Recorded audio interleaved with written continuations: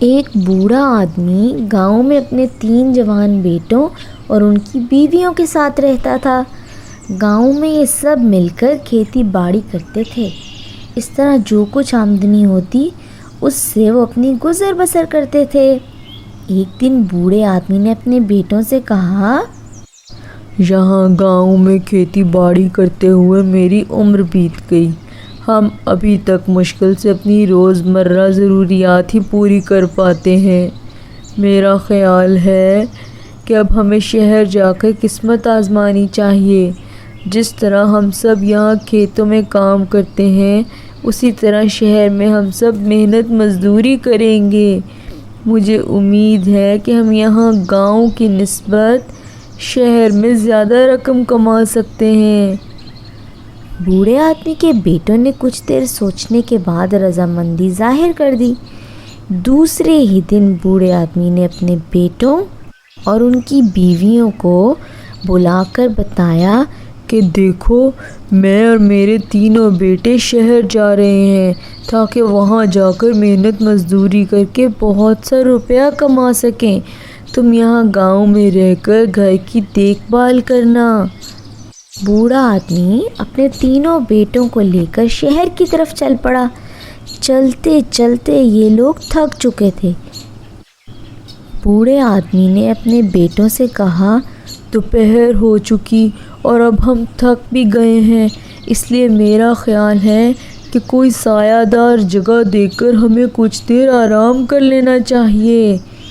بیٹوں نے بھی اپنے باپ کی بات سے اتفاق کیا اور پھر کچھ ہی دیر بعد یہ سب لوگ ایک گھنے سایہ دار درخت دیکھ کر اس کے نیچے بیٹھ گئے۔ بوڑھے آدمی نے اپنے بیٹوں سے کہا، گاؤں سے چلتے وقت میں نے کھانے پینے کا کچھ سامان ساتھ رکھا تھا۔ تم لوگ جنگل سے خشک لکڑیاں تلاش کر کے لے آؤ تاکہ ہم کھانا تیار کر سکیں۔ بوڑھے آدمی کے 3 بیٹے لکڑیاں تلاش کرنے چلے گئے تو بوڑھے آدمی نے پوٹی سے دھاگے نکالے اور ان کی مدد سے رسی بنانے بیٹھ گیا۔ درخت کے اوپر ایک جن کا بسیرا تھا۔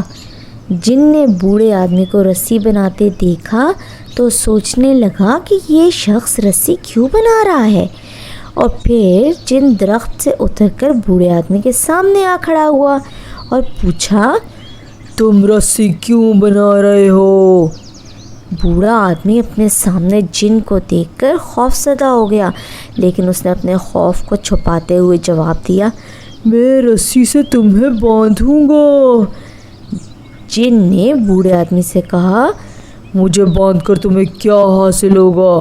البتہ اگر تم مجھے نہ باندھنے کا وعدہ کرو میں تمہیں اس کے بدلے بہت بڑا خزانہ دے سکتا ہوں۔ بوڑھے آدمی نے کہا، ٹھیک ہے، مجھے منظور ہے، تم مجھے اتنا خزانہ دو جو میرے اور میری اولاد کی ضروریات کے لیے کافی ہو۔ جن پلک جھپکنے میں بہت سے ہیرے، جواہرات اور اشرفیوں سے بھری تھیلی بوڑھے آدمی کے سامنے رکھ دی۔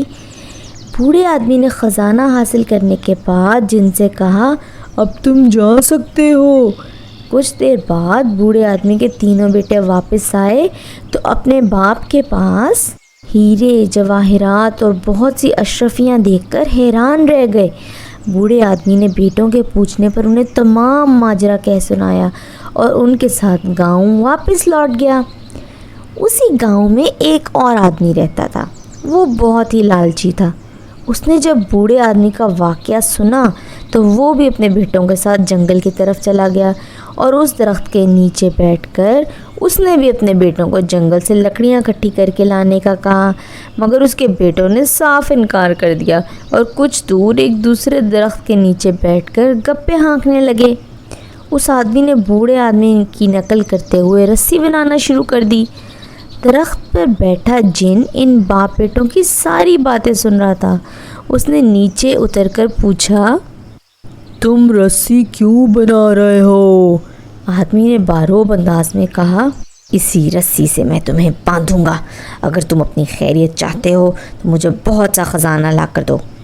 آدمی کی بات سن کر جن نے زوردار قہقہہ لگایا اور بولا، تمہاری اولاد تو تمہارا کہنا مانتی نہیں، میں کیوں مانوں؟ چلو اٹھو، فوراً یہاں سے بھاگ جاؤ، ورنہ میں تم سب کو قید کر لوں گا۔